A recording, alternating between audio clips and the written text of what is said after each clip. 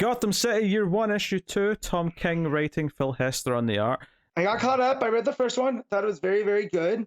It feels like an old film noir, and for all the good things that come with that, and all the bad things. The only thing I didn't like about the first issue was just the on the nose thing of the bat symbol in the letter, and them referring to whoever's kidnapped the kid as the Batman. I was like, I mean, I'll see where it goes. Like, because I'm otherwise really enjoying it, and I think issue 2 is also really good. Liked, obviously the art's phenomenal, fits the tone that it's going for and the style. It matches perfectly. And Hester hasn't always, because I remember Hester doing stuff with the Justice League with Bendis. And not that the art was never bad, it always was like a fill-in issue. So it seemed to lack something. But here with King, the art matches the tone and the setting so well that it's really doing a lot of, almost half the work here, which is kind of what you want in a comic book. Yeah, the start of the book is obviously the last issue was Slam's buddy that showed up dead. His partner, they thought that he... he's the kind of the prime suspect. So it starts off with the cops sort of like interrogating him, and he's pretty beat up and stuff.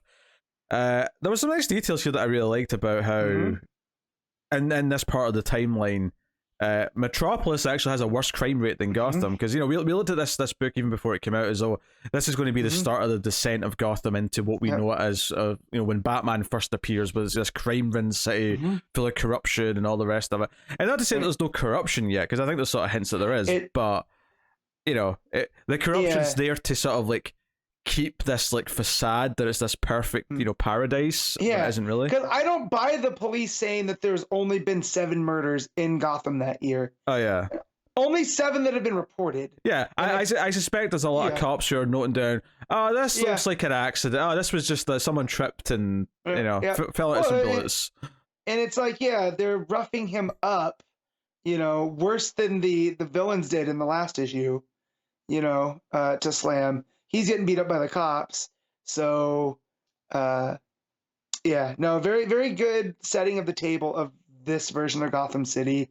And I did like that line to Metropolis. That Metropolis had 48? So, which I imagine isn't necessarily a terrible rate. It's just it's just notably Gotham is at least pretending that it's much better right now. Right. It was interesting.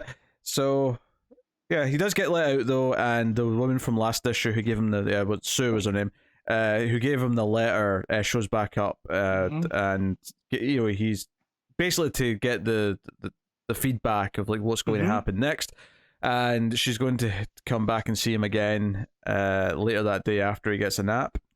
But the way she talks about this though, it's not like obviously she's the one behind it all. Like, these are dangerous people that are getting her to do this. Well, seemingly anyway. Obviously there's some parallels later on where there's definitely a clear implication that she's very Catwoman-y later on with the jumping across the rooftop and all that. That scene got me, because when she takes the money and then she jumps off the building, I was like, oh my god, this just got dark. And then you see her jumping across the Catwoman. I was like, okay, King, I'm on to you. Well, it was very, it's like you didn't really think about it until that moment, but when you see her land there with the short hair, you're like, wait a minute, she looks like Catwoman.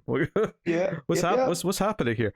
It does make me wonder where it's going with all this stuff, because obviously the other part of the end of the last issue was that this is Slam in his ancient years telling this to Bruce, and he knows Bruce is Batman because he calls him Bruce a couple times. Well, he talks about, he goes, and your grandparents, and that's what got me. So it's not that he was talking to Batman. I thought he was talking to Bruce, and then when the reveal happens, he's talking to Batman. So I was like, oh, okay. So of course Slam Bradley would know that Bruce is Batman, right? Like, it's one of those things that I like that they do in comics. But I'm really liking this version of Slam Bradley too. It feels very on point, and from what I know about the history of the character showing up in Detective Comics, it's really cool that King and Hester are making him a hero of Gotham for this era.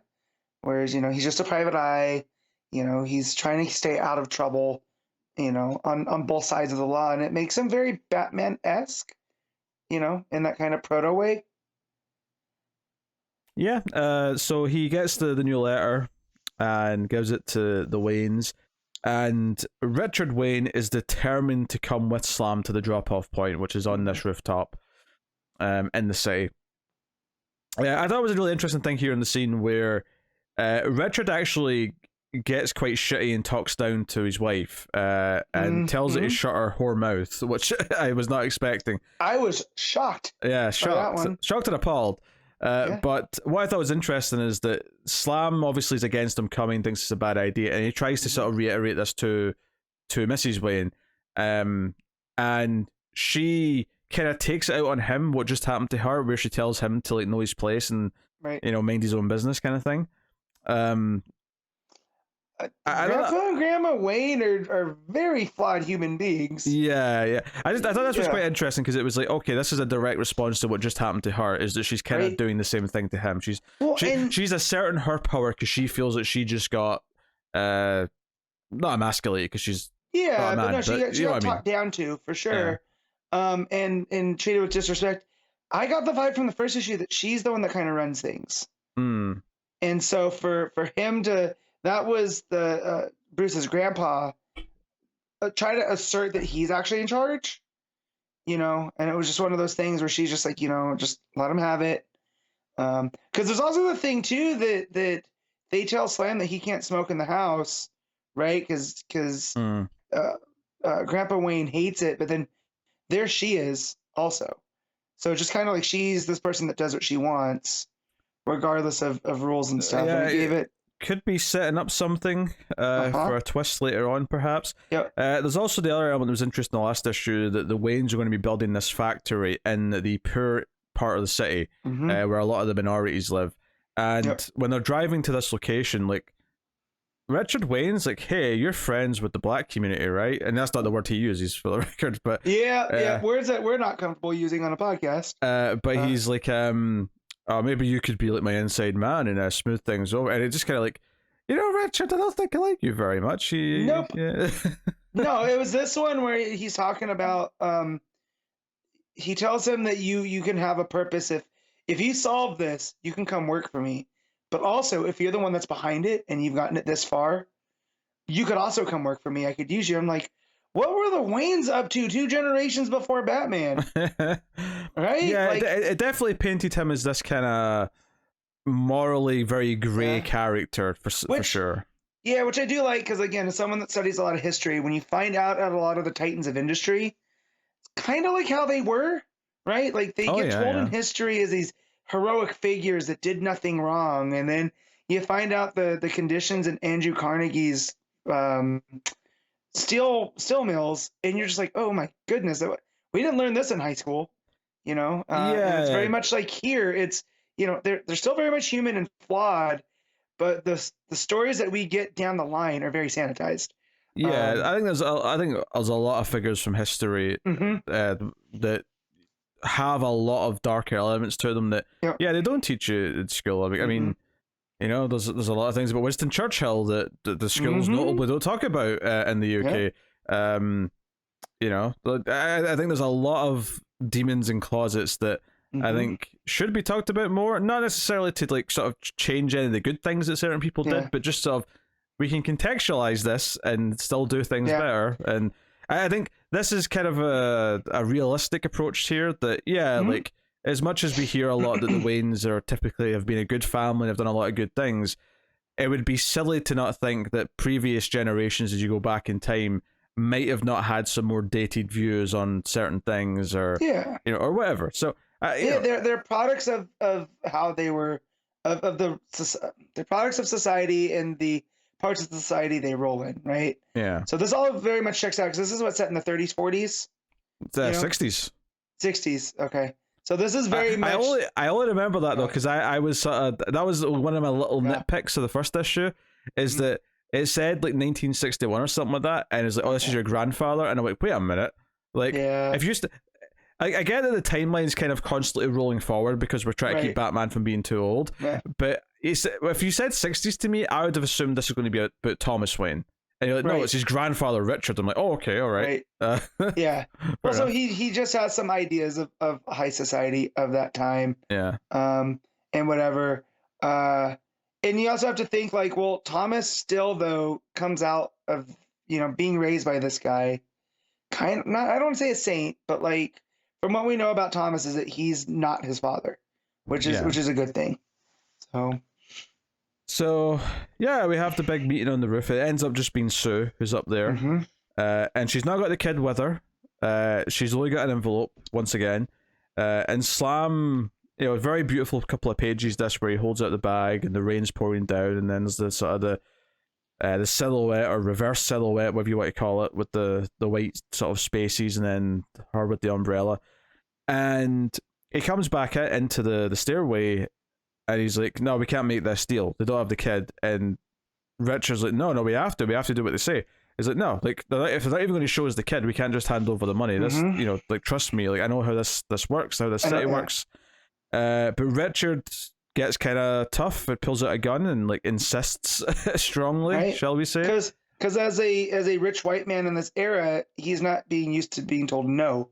Yeah. So he's just going to go handle it the only way he knows how, and that's to throw his weight around. And again, this kind of comes back to this idea of if there's a power struggle in the marriage, that he's determined here to get what he wants by like using a gun to like force it. It's just like, no, you will not emasculate me. You will do what I say, because this is I'm the father, I'm the one with the money, this is what's going to happen.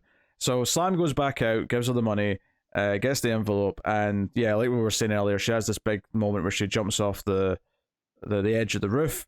Slam runs over, looks down, and she lands on the opposite roof, and she sort of looks back, and it's hard not to think of Selena a little bit. Obviously it's not her, but it's very Bat and Cat, where I run because you chase. And again, I was like, King, I know what you're doing. You're drawing parallels here.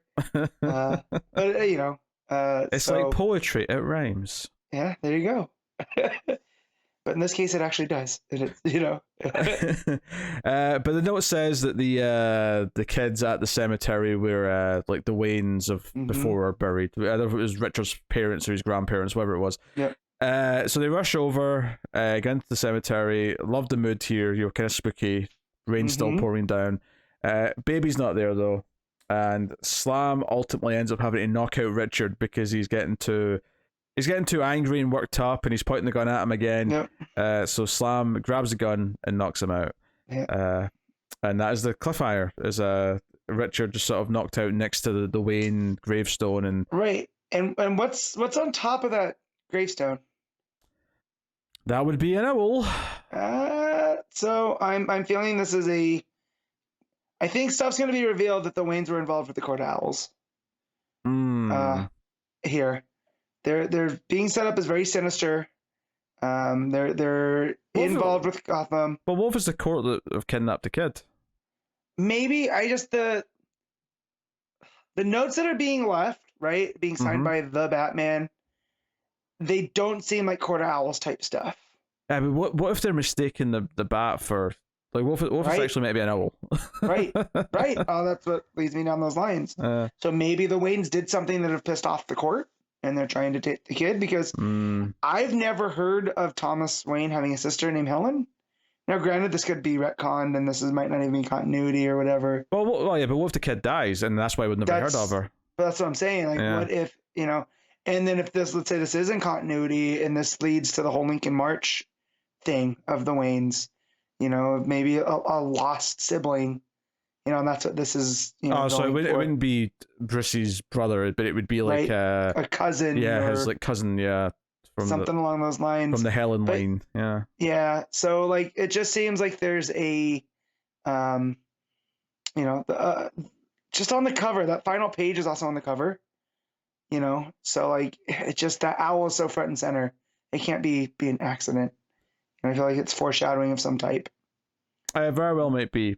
That said, though, if it goes in another direction, this is just a little, Easter egg of like, hey, the owls, the Court of Owls were always around, and that's why we're that could work too. But yeah, I think you may be onto something that they're. I think the idea that symbol that's been drawn has been mistaken for a bat, but it's actually an owl or something else that could be possibly mistaken. It's probably the best way to go, where it's like, okay, this wasn't that contrived then. It was just the characters mistaking what it was. It looks like a bat, but it's also a creature of the night still, And And yeah, it. I also like the parts of dialogue between, I think it was Sue and Slam, where they talk about the Batman, and she goes, "I don't know anything about baseball." So just this is a world that hasn't heard the term Batman, and I really like that. Yeah. Well, it's got the hyphen every time they say it as well, so it's definitely painting a slightly different tone to how they say it.